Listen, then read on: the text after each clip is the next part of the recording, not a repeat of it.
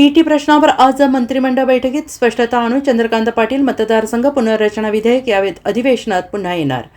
शिक्षकांच्या टीईटी संदर्भातील विषय हा धोरणात्मक आहे. मंत्रिमंडळ बैठकीत हा विषय घ्यायला लागेल.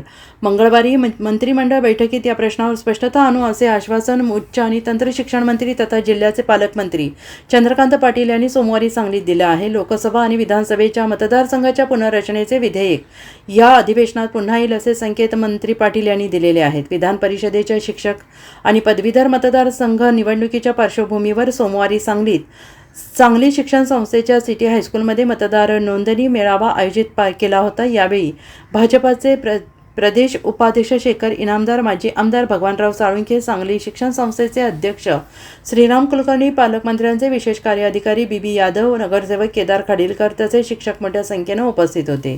शासन निर्णयापूर्वीच नियुक्त झालेल्या शिक्षकांनाही टीईटी अनिवार्य करण्यात आलेली आहे. यावर शासनाची भूमिका काय आहे असा प्रश्न काही शिक्षकांनी उपस्थित केला आहे. त्यावर मंत्री पाटील यांनी म्हटलंय, टीईटीचा पेपर लीक झाला आहे, परीक्षा रद्द झाली आहे, आता पुढे काय असा प्रश्न उपस्थित केला जात आहे. शिवाय टीईटीच्या अनुषंगाने शिक्षकांच्या मागण्या आहेत, मात्र यावर शिक्षण मंत्री निर्णय घेऊ शकत नाहीत. हा धोरणात्मक विषय आहे.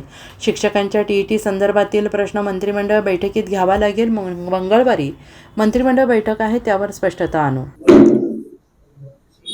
मी जरा मंगळवारी म्हणजे उद्या कॅबिनेटला आम्ही सगळे एकत्र असतो, कारण खूप ठिकाणाहून हा प्रश्न येतोय की आता तो पेपर लीक झाला, परीक्षा कॅन्सल झाली, आता पुढे काय करायचं.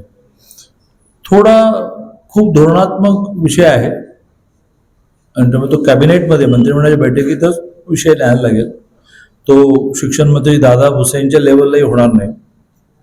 पण आम्ही सगळ्यांनी ठरवलंय की उद्या या विषयावर थोडी स्पष्टता आणू. उद्याच दर मंगळवारी कॅबिनेट असतं.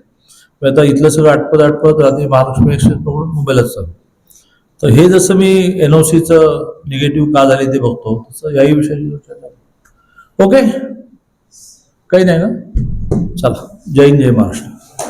Bureau report, SBN Marathi, Mumbai.